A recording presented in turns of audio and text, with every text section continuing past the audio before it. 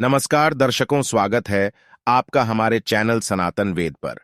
प्रिय दर्शकों, हम इस चैनल के माध्यम से शास्त्रों के सटीक ज्ञान को आप सभी तक पहुंचाकर सभी सनातनी भाइयों एवं बहनों के जीवन को सुखमय बनाना चाहते हैं। इसलिए इस चैनल को सब्सक्राइब जरूर करें। आइए सुनते हैं आज का ज्ञान। भगवान श्री कृष्ण ने बताया कि अच्छे लोग दुखी और बुरे लोग सुखी क्यों रहते हैं।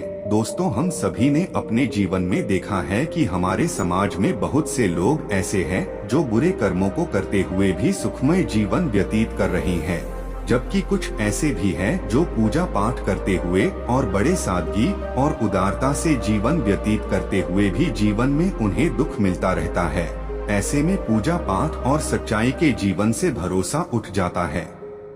प्यारे दोस्तों, ये सत्य घटना सुनकर आपको समझ में आ जाएगा कि अच्छे व्यक्ति दुखी और बुरे व्यक्ति सुखी क्यों दिखाई देते हैं। तो वीडियो पूरा जरूर सुनिएगा, और अगर वीडियो के माध्यम से आपको कुछ सीख मिले तो लाइक भी कर देना।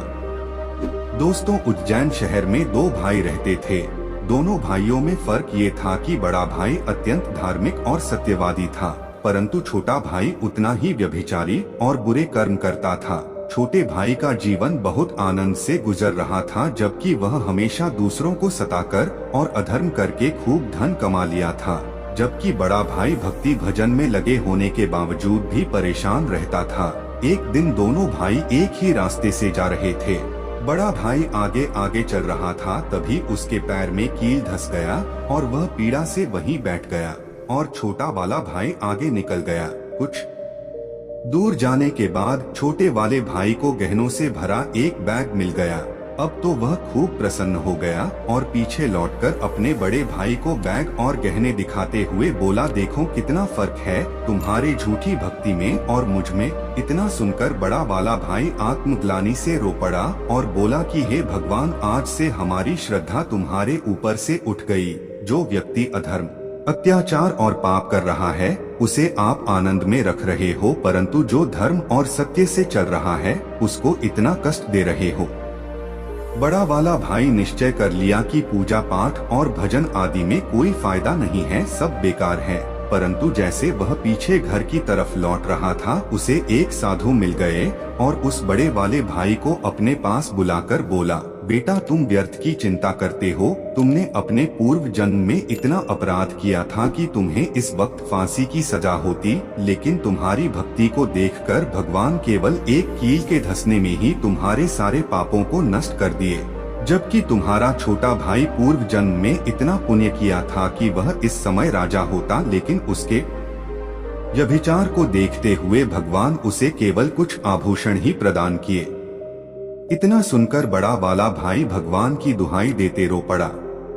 दोस्तों, हमारे वेदों और पुराणों में भी लिखा है कि जो व्यक्ति सारे बुरे कर्म छोड़कर भगवान के चरणों का आश्रय ले लेता है, तो भगवान सबसे पहले उसके पाप कर्म को सुई के नोक के बराबर करके भोगवा देते हैं, और जैसे ही उसके बुरे कर्म खत्म हो जाते हैं, वैसे ही उसकी जय जयकार हो जाती है।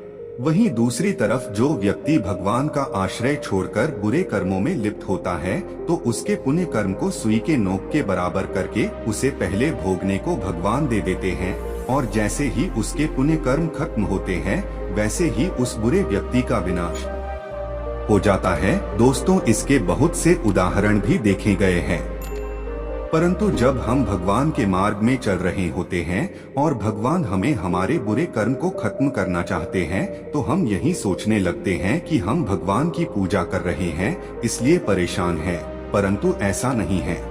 दोस्तों, अपने अच्छे और बुरे कर्मों को सभी को भोगना है, चाहे कम में भोगना पड़े या फिर ज्यादा भोगना पड़े, लेकिन भगवान के मार्ग में चलने वाला मनुष्य अपने बुरे कर्मों के चलते परेशान जरूर हो सकता है, लेकिन हार नहीं सकता, क्योंकि भगवान उसकी रक्षा स्वयं करते हैं। और जो व्यक्ति बुरे कर्म करता है, हो सकता है कि अपने पूर्व पुण्य के प्रभाव से थोड़ा सुख भोग ले, लेकिन उसका विनाश निश्चित है।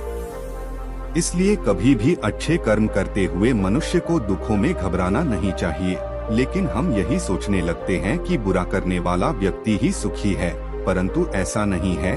जिस दिन उसके पुण्य कर्म नष्ट हुए, उसी क्षण उसका विनाश हो जाता है।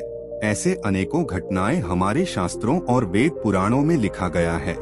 महावीर से एक व्यक्ति ने पूछा कि हे महात्मा, हमने तो सदैव भगवान की आराधना की है, फिर भी हम कोढ़ से क्यों परेशान हैं? इस प्रश्न के उत्तर में महावीर बोले कि वत्स, तुमने अपने पिछले जन्म में एक घर में आग लगाया था जिसमें कई सारे पशु और महिलाओं की मृत्यु हो गई थी।